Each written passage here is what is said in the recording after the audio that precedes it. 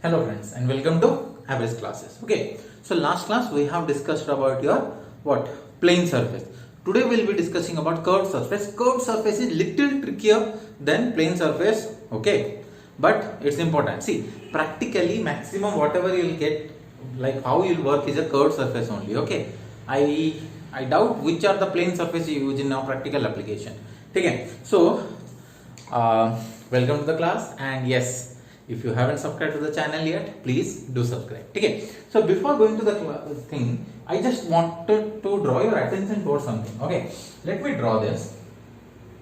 So here I have a curved surface. Okay, like you can see, I'm drawing a curved surface. Okay, so this is a curved surface. Okay,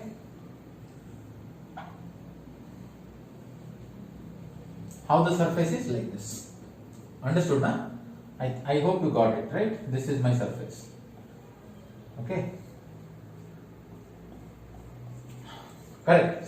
So now if I project, let me project this on a plane. If I project this into a plane, what I'll get? If I project this curved surface, what I'll get? I'll get something like this. I'll get a plane.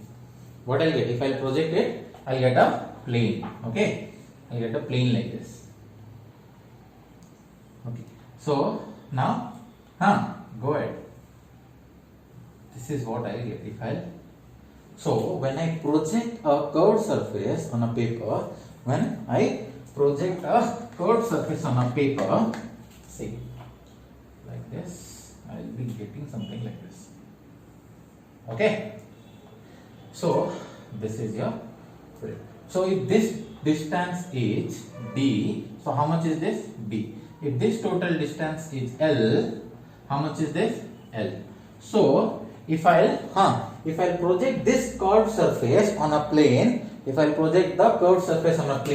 what I got? Sir, you got a rectangle. Yes, you got a rectangle. So what will be the projected area? Sir, projected area is going to be d into L. That is your area of a rectangle. Understood? This I wanted to tell you before starting the subject. See, try and understand. This, what is this? This is a curved surface. This curved surface I have projected on a plane. So if I place this on a plane, what I'll get? I'll get a rectangle. Okay, this I wanted to make clear before starting our subject. Okay, now let us go to our hydrostatic forces on a curved surface. Okay, the topic for today is hydrostatic forces on a curved surface. See, plane surface, it was easy. Why? Because the direction of force was not changing constantly. But in case of a curved surface, your direction of force constantly changing. Okay, so let me take a curved surface. So we have took a curved surface. Okay. Okay. So this is my curved surface. So I have took a curved surface like this. Normally in our analysis, the thickness, whatever the thickness is, being neglected. Okay. In our normal analysis, this thickness is neglected. This thickness I have drawn to only draw your attention towards a curved surface. Okay. So this curved surface is supporting some liquid. Okay. See this. So the curved surface is supporting some amount of liquid. So what will happen? This liquid is constantly applying force. Constantly the pressure is applied. How? Sir, here there will be some pressure, here there will be some pressure. The pressure is always perpendicular to the surface, but this is a curved surface. Hence the direction of force keep on changing everywhere. Okay, so we are going to analyze this now. So for analysis purpose, what we'll do, we have took a area. We have took a small area dA. How much? dA. Okay, so this dA, let this dA be at a height of h from the free surface. This is your what? Free surface. This dA area is at a height of how much? Free surface. And the force acting on this is this is the pressure P, and the force acting on the surface is dF. The force acting on the surface is dF. Okay? Got it? Very good. Okay. Now what will be my force? dF. Sir, dF is equal to P into dF. dF equal to P into dA. What is P, sir? P is equal to rho G H bar here. Okay, rho G H dA. P is rho G H dA. Next, what? So many Gyanis, what they will do? They will integrate it. They will try to integrate it. That is wrong. We cannot integrate like this. Why we cannot integrate? Because here, as you will take the dA from here, every time the direction of force is changing. The direction of force is changing. Hence, I cannot go through the same procedure how I went for the plane surface. So we have to take some different procedure into account. Okay? So that means what? Now we have to, what we have to do? We have to take sin theta and cos theta. Means we have to resolve the force into two direction and we will proceed. Okay? Okay. So now let me draw this dA in an enlarged view. I want to draw this dA in the enlarged view. Okay? So this is my dA. Okay, I have drawn it quite an enlarged view. I have drawn. Okay? So this dA is, let us say, making an angle theta with the horizontal. How much angle it is making? It is making an angle theta with the horizontal. And on the centroid of this, you are having the force dF. This is your dF is acting. Okay. Now, if this angle is theta, this angle is also theta. Correct. Now, this is 90 degrees. So, theta 90 minus theta. If this is 90 minus theta, and if you draw something like this, how much is this angle? So, this angle is also theta. This angle is also theta. So, hence, you have dF cos theta in the downward direction and dF sin theta, okay, in the horizontal direction. dF sin theta in the horizontal direction. Okay, so this much what I have needed in order to solve my problem. Okay, good, very good, very good. Okay, so that means now I have a horizontal component of force and I have a vertical component of force. If I can calculate the horizontal component of force and vertical component of force, then I can go for resultant. What will be my resultant force? Sir, resultant force is equal to horizontal force square plus vertical force square root over. This is your resultant force. Okay? But to calculate that, I need horizontal force and vertical component of force. What is your horizontal component of force? Sir, it is dF sin theta. Okay? So write that your dF H horizontal equal to how much you are getting? Sir, I am getting dF sin theta. Okay, very good. What is dF? Sir, dF equal to P into dA multiply sin theta. Wow, very good. dF H P, sir, P is rho G and H. Let us say the density of this liquid is rho. So rho G into H height, okay, into dA sin theta. Rho G H dA sin theta. Now integrate. Okay. So if I integrate, take rho and G is constant. I will take it inside. Now I have something known as H dA sin theta. H dA sin theta. Physical terms, I can understand this statement, but mathematically there is nothing to integrate this dA sin theta. Mathematically I cannot. Okay, so now what I need to think? Think.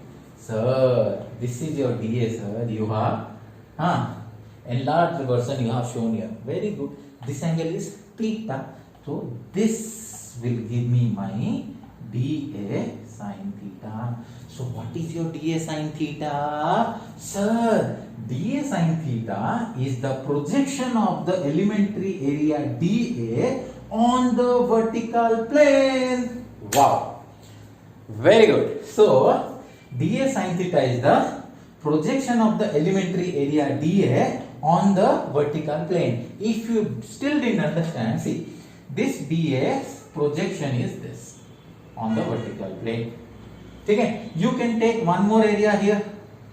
Okay, curved surface area. So its projection area will be like this. So continuously one by projection area you can keep on taking, so that will form your vertical column. Okay. Similarly this ds, okay, ds projection on the horizontal plane also you can get like this.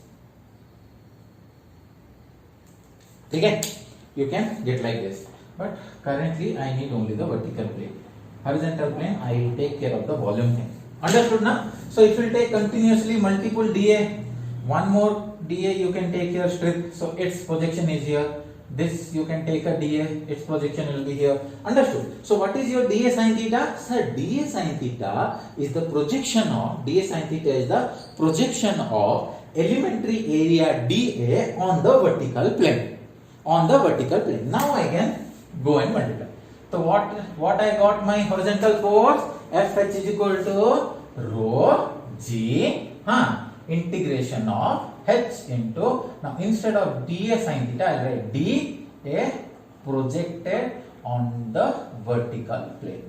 dA projection of the vertical plane. Now integration of h dA, last time we did it, what you got? h bar a, because the total dA area is A, integration of dA projected vertical is A projected, okay, this total area is your A projected, okay, and it will act where? On the centroid of the area. This implies horizontal force rho g h bar A projected, rho g h bar A projected. So if someone has given you a problem and you have to calculate the horizontal component of the force, it is rho g h bar, already you can calculate, A projected. Area projected, just starting the lecture only I have shown you the drawing. Area projected is length into width. So calculate the area projected. Once the area projected you have calculated, solve it the problem as per the normal general or classical problem. Okay, only thing is you have to calculate the projected area. See, suppose I will take this now. This is not a semicircle. This is, a normal case is a quarter circle. Okay. If it is a quadrant. Okay. If it is a quadrant of a circle, radius is r. If it is quadrant of a circle, radius is r. Let us say length is L. So what is the area? R into L. What is the area? R into L. Arey baba. Suppose something like this I am telling. Okay. R, L. Then its projected area will be like this. Okay, this is R, this is L, area is R into L. Area is R into L. Okay, understood? Okay, this line is to the perpendicular to the plane of paper. I cannot draw in a two-dimensional, that's why I have given a slant line. Okay, I hope you understood. Okay, so this is your horizontal component of force. Horizontal component of force is rho g h bar A projected. And what projection is this? Vertical projection. So let me write this so that you should not confuse. Vertical projection. Okay. Now we have to go for the which component? Sir, vertical. Now DFV. Go ahead. DFV. DFV equal to DF. What is the vertical component? Sir, cos theta. Very good. DF cos theta. Sir, what is DF? Sir, P into DA multiply cos theta. What is P? Sir, rho G H into dA cos theta. Now what I will do? I will integrate. So what I will get? Rho g common integration of h dA cos theta. So sir, are you going to write dA cos theta also in terms of how you are going to write projected on the horizontal plane? No. Why? See the interesting thing here. See this dA cos theta is what? This plane. Okay.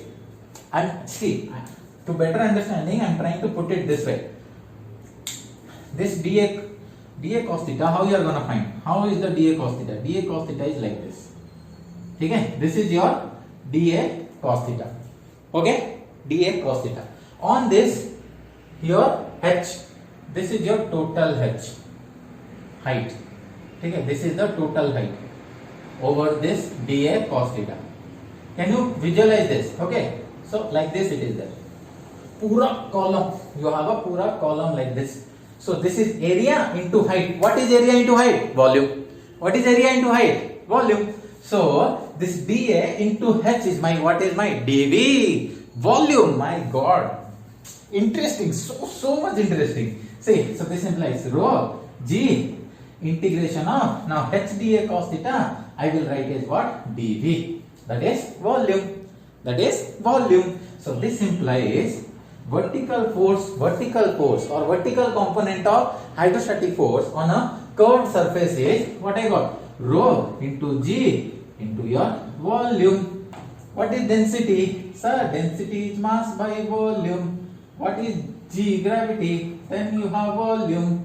Volume cut T. So what you got? Sir, vertical component of hydrostatic force is equal to weight of the liquid supported from till the free surface. Till the free surface. That is what? W is weight of the liquid supported till the free surface. So so many times in exam, vertical component of hydrostatic force. The vertical component of hydrostatic force for a curved surface is the weight of the liquid supported till the free surface. So this entire dA, what is the weight of the liquid that is being applied on the curved surface. Vertical force only. Okay. Horizontal force is rho G h bar A. So now you know horizontal force. Now you know vertical force. So you can calculate, go ahead and calculate with the resultant force. As far as the resultant force. Okay. That is resultant hydrostatic force on a curved surface. Okay. Curved surface is different from plane surface. Interesting. Bolo hai na? Interesting. Isn't it? I love this hydrostatic concept. Okay. So you got now curved surface wala. Okay. Pause the video, note it down. Pause the video and note it down. Okay. So this curved surface also we have two cases. Okay. Case number one, which we just discussed, that is your curved surface is below the liquid. Suppose this is my liquid level. Okay. And this is the curved surface which is below the liquid. Okay.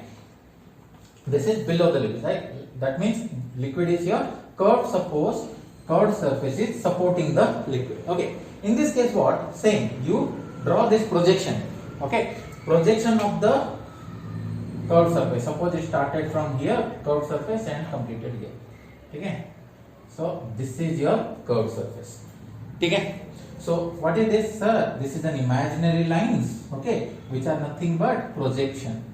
Projection of curved surface on horizontal plane. On horizontal plane. What is this, sir?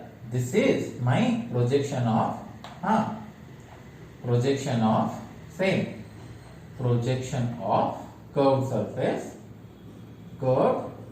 surface on vertical plane. Okay. So now what we'll do is, okay, we will take this portion out because I'll tell you why it is valid. So this surface which is having some height h, okay, it is applying some pressure on this horizontal surface. Okay. Now this is the vertical surface. Horizontal, vertical both comes under plane surface category. Already we have studied. So, sir, what is this? Again I told you this is projection, imaginary line. Now what I'll do is this portion I'll take out. Okay. This much portion I'll take out. Okay. See, it is like this. Correct? Yes or no, Baba? Yes, sir, you are right. Okay. So this is the point. My point A, B. Let us say this is the point. Okay. Now see, here I am having hydrostatic force. Okay. This is the horizontal plane. Which plane is this? Sir, horizontal plane. So this will be your hydrostatic force. Okay. This is your hydrostatic force. Horizontal plane. Good. Very, very good. What are these, sir? This is intensity of pressure. Horizontal plane. So the intensity pressure is same. Let us say the resultant intensity. I'll write that in red ink. Okay. Let us say the resultant of this all is your Fy. Resultant of all these forces is Fy. Now this is what, sir? This is vertical component.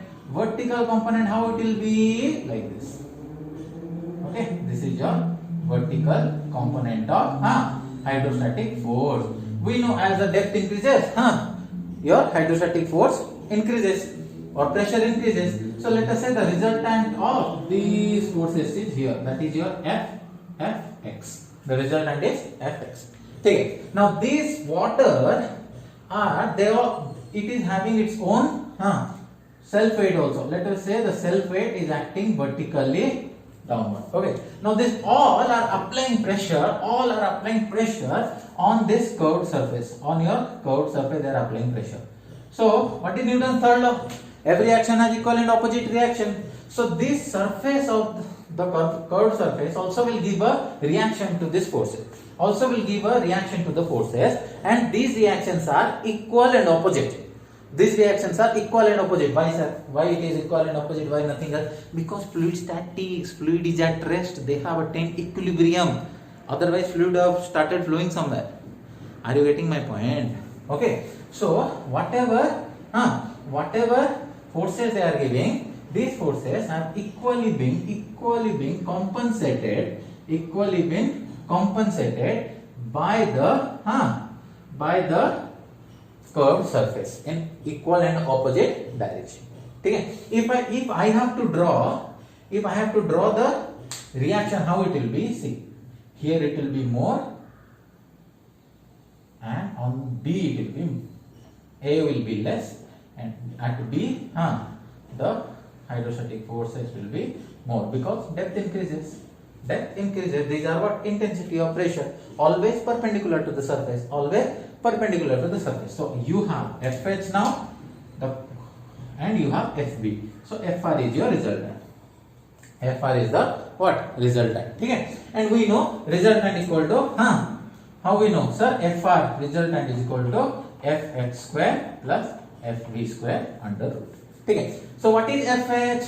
What is FH here? Horizontal force. Dekho. Which is horizontal force? Only Fx is there. Is there any other force? No. So FH is equal to Fx. That is the resultant force on the vertical plane. Okay. What is FB? Vertical force. Sir, for vertical force I have now two forces. One is Fy and one is the self weight of the fluid. One is Fy and other is the self weight of the fluid. Okay. The vertical component of hydrostatic force. Here the vertical component is how? Which way is the vertical component is going? Vertical component is Fy and W are downward. So vertical component of hydrostatic force, it's giving it a reaction upward. Okay, understood? This FH and FB are what? These are the reaction which is being given to your horizontal and vertical planes. Okay, understood? This is your case 1. Case 1 is okay. Already we have discussed the detailed analysis. This is what. Okay, pause the video, note it down. We'll go to the case 2. Case 2 is little more interesting. Okay, pause the video, note it down, please. Case 2 is when the underside of the curved surface is subjected to fluid. Means it is like this. This is how your fluid is. So here is your curved surface, and the underside of the curved surface is subjected. Let us say this is A, this is your B. Same, you draw the projection. What? You draw the projection. Which? Okay, this is the projection line and horizontal and vertical projection line. Okay, good. Now, how the pressure will act here, sir? This is a vertical plane, so the pressure is going to act like this. This is the intensity of pressure. Okay, how the intensity of pressure is going to act here? Like this. How the intensity of pressure is going to act? Like this. Okay, so the resultant component of all is here, that is your Fx. The resultant component of this is acting like this. Fy, you have weight of the fluid here acting vertically downward. So what? We will be having Fr. Okay, this is my Fx, horizontal component. Okay, this is my vertical component, and this is the resultant force. They'll ask you why the resultant force is upward. I'll tell you. Wait. Okay, I will tell you. For the time being, we'll draw like this only. Fr. Okay, and we know our Fr equal to Fx square plus Fv square. Now, what is your Fx here? What is Fx? Sir, Fx is balanced. FH is balanced with the Fx. Okay, Fx. But what about your the vertical component? What about the vertical component? Fv. So here Fv is equal to Fy minus W. Fv is equal to Fy minus W. Here they are see the directions are opposite. Fy and weight always vertically acts downward. Fy is up. Then sir, why you wrote Fy minus W? Why you are telling the direction of the vertical force is upwards? What I am telling? See, this comes in exam. Vertical force is upwards. Why they are asking? Normally they ask this in exam. Dekho, you in so many books you will find it. You imagine a fluid here, some imaginary column of fluid. This is your imaginary column of fluid. Imaginary column of fluid. Okay. So that means if this is a rectangle, okay, if this portion is a rectangle, and from this rectangle, actually you are subtracting this quadrant. From this big rectangle, you are subtracting the quadrant. So whose area is more? Obviously this upper portion area is more. So imaginary, this is all imaginary fluid. Imagine that there is fluid on the top of this curved surface. Okay, then it is a rectangular area. From that area you subtract this. Hence what you find? Okay, this area is more than this. Hence it is assumed that, hence it is not assumed. Hence we came to conclusion that this total vertical component, that is Fy and W, is on the upward direction. That is the vertical component of hydrostatic forces is on the upward direction when underside of the curved surface is subjected to fluid. That is case number 2. Case number 2 comes in exam. Okay. So with this curved surface over, all the very best. Keep practicing. Okay, and do subscribe to the channel. Have a great day. Thank you.